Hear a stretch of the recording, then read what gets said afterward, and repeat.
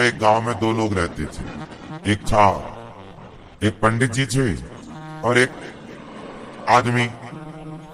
एक पंडित जी के घर में गाय थी और एक पड़ोसी था उनका, उनके यहाँ भैंस थी 4। तो नारद जी को थोड़े से दूध की जरूरत पड़ी।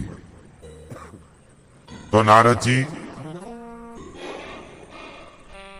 रामलाल के पास चले गए। रामलाल मतलब जिसके पास 4 भैंस थी। तो रामलाल के पास गए, ए रामलाल थोड़ा सा दूध दे दे। तो रामलाल ने निकाला डंडा और नारद जी के पीछे दौड़ा, बाबा आ गए दूध मांगने, चलो।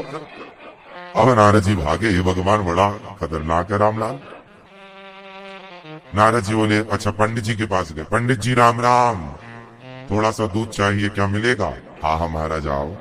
नारद जी को बिठाया, उनकी गाय थी, थोड़ा सा दूध देती थी।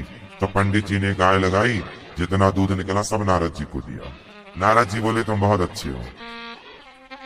अब नारद जी चले गए। 6 महीने बाद फिर नारद जी को दूध की जरूरत पड़ी। तो नारद जी फिर आए। तो नारद जी ने देखा कि रामलाल के घर में 10 भैंस है। पहले कितनी थी? 4 और अब कितनी है? 10। उसका कारोबार बढ़ गया। नारद जी को लगा अब रामलाल जरूर देगा। रामलाल थोड़ा दूध की जरूरत है, दोगे? रामलाल बोला तो वही बाबा है ना। आया, फिर लेकर लाठी दौड़ा। नारद जी भागे, हे भगवान ये नहीं सुधरा, पंडित जी के घर तो मिल ही जाएगा। नारद जी पंडित जी के घर गए। पंडित जी राम राम, वो थोड़ा दूध की जरूरत थी। पंडित जी बोले हमारी तो गैया ही मर गई, हमारी तो गैया मर गई। अब नारद जी को गुस्सा आया कि भगवान का नियम बिल्कुल गलत है। क्यों? अरे जो पंडित जी बेचारे हमारी मदद कर रहे थे, सबकी मदद करते हैं, उनकी तो गैया ही मर गई। और जो किसी को एक बूंद दूध देने को तैयार नहीं, किसी की हेल्प नहीं करता, उसकी 4 से 10 हो गई।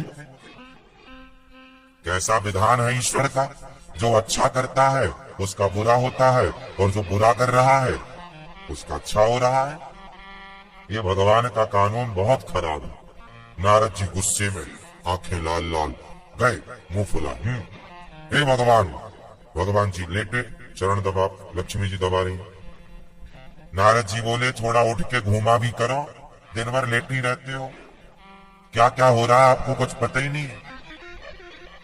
भगवान बोले क्या हुआ? बोले आपका कानून बदलो। क्या गड़बड़ है? बोले वो पंडित जी उन्होंने मेरी मदद की, तो आपने उसकी एक गैया थी वो भी छीन ली, और वो भैंसासुर के पास 4 थी तो उसके पास 10 हो गए। जो बुरा कर रहा है उसको तो आप बढ़ा रहे हो, और जो अच्छा काम कर रहा है उसको आप और बिल्कुल लुटिया डुबा रहे हो उसकी। भगवान बोले नारद जी आप समझे नहीं, क्या है समझाओ। भगवान का विधान सही है कि गलत है? सही है। तो फिर उसकी भैंस तो बढ़ गई और उसकी गाय मर गई। ये जो पंडित जी है ना, ये दिन भर हमारा नाम जपते हैं, दिन भर हमें याद करते हैं, लेकिन इनकी जो गाय थी ना, अब ये अपनी गाय के लिए भी समय निकाला करते थे। तो हमारे भजन को छोड़कर फिर ये गैया चराने जाए। शरीर इनका बुढ़ा, गैया भाग जाए तो बेचारे थक जाएं। तो मुझे बड़ी दया आई कि ये मेरा भगत है और गाय के चक्कर में परेशान होता है। तो मैंने इसकी गाय को अपने पास बुला लिया, क्योंकि ये मुझे याद करता था। तो मैंने अपनी भक्ति इसे और दे दी, क्योंकि ये मुझे चाहता था तो मैं भी इसे चाहता हूं। ये पैसा नहीं चाहता, इसलिए मैंने इसे पैसा नहीं दिया। पैसा पाएगा तो मुझे भूल जाएगा, इसलिए मैं अभी नहीं दे रहा हूं। सुदामा को भी शुरू में नहीं दिया, लेकिन जब बाद में दिया तो छप्पर फाड़ के दिया। और सुनो, ये जो तुम्हारा रामलाल था, भैंस वाला, ये कभी मेरा ध्यान करता ही नहीं था, भगवान का भजन करता ही नहीं था, इसका पूरा ध्यान भैंसों में था। तो मैंने इसे और भैंसें दे दी कि भैंस में मन लगा तो और लगा। तो जिसका ध्यान जहां लगेगा मैं उसे वो चीज देता हूं। तुम्हारा मन भगवान में लगेगा तो भगवान अपनी भक्ति दे देंगे।